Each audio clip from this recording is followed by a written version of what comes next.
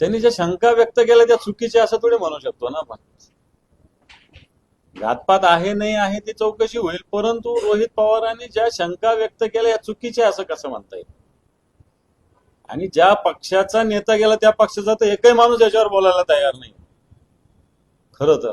म्हणजे किती स्वार्थाने सत्तेच्या असूयेनी किंवा येणाऱ्या काळातल्या भीतीने कोणी कसं बोलत नाही याचं एक उदाहरण आहे.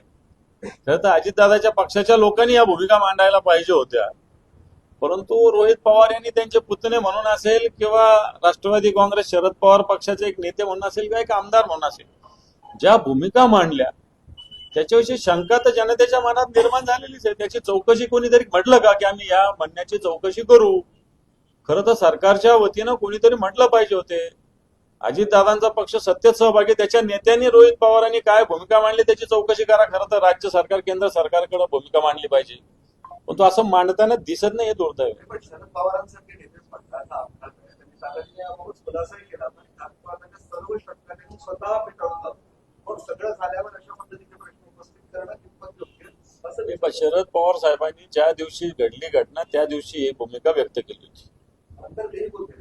पण आता या गोष्टीला 15-20 दिवस झालेले आहेत.